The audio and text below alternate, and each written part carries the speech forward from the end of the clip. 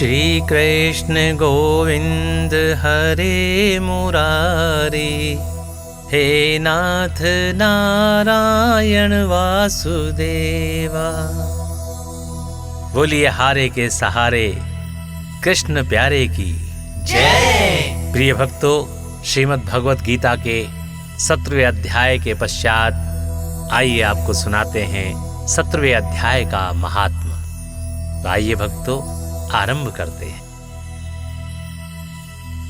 भगवान विष्णु ने लक्ष्मी जी से कहा, हे लक्ष्मी, मंडलीक नामक देश में दुःशासन नाम का एक राजा था। उसने और एक अन्य देश के राजा ने आपस में शर्त बांधी कि हाथी लड़ाए जाएं और जिसका हाथी हारे वह अमुक धन देवे। दूसरे राजा का हाथी जीता, दुशासन का हाथी हारा। कुछ दिन बाद हाथी मर गया तो राजा दुशासन को बड़ी चिंता हुई। एक तो धन गया, दूसरे हाथी मरा, तीसरे लोगों में हंसी हुई।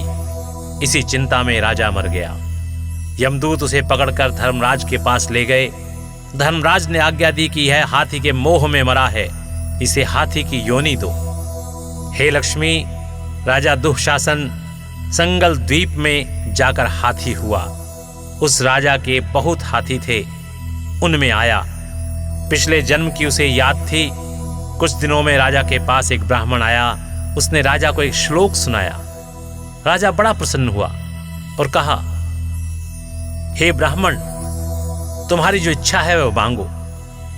ब्राह्मण ने कहा, मेरे पास सब कुछ है, केवल हाथी नहीं है। राजा ने वही हाथी उस ब्राह्मण को दे दिया। ब्राह्मण अपने घर उस हाथी को ले आया। ब्राह्मण ने रात को हाथी को दाना दिया, परंतु हाथी ने न दाना खाया न पानी पिया। हाथी रुदन करते हुए मन में चिंता कर रहा था कि मुझे कोई इस योनि से छुड़ावे।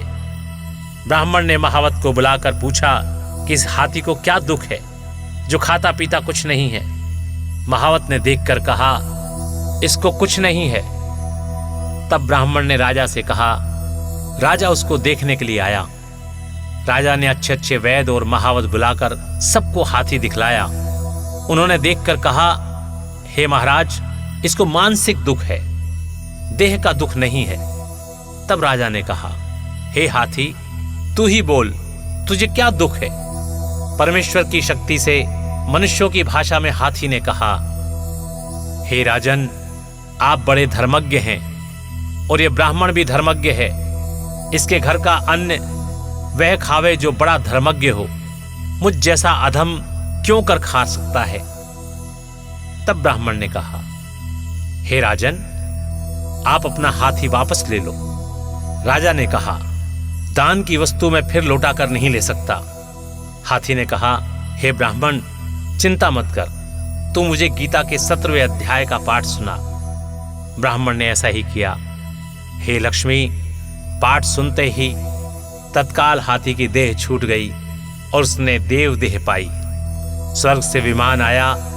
उस विमान पर बैठकर देव देहधारी हाथी ने राजा और ब्राह्मण की स्तुति की और फिर कहा, हे राजन, आप धन्य हैं।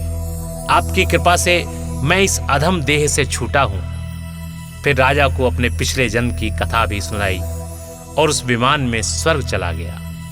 बोलिए श्री कृष्ण भगवान की जय। इति श्री पद्म पुराणे उत्तराखंडे गीता महात्मनाम 17वां अध्याय समाप्तम। प्रिय भक्तों, इस प्रकार यहाँ पर श्रीमद् भगवत गीता के 17वें अध्याय का महात्म यहाँ पर समाप्त होता है। स्नेह और श्रद्धा से बोलिए, ओम नमो भगवते वासुदेवाय नमः। नमः।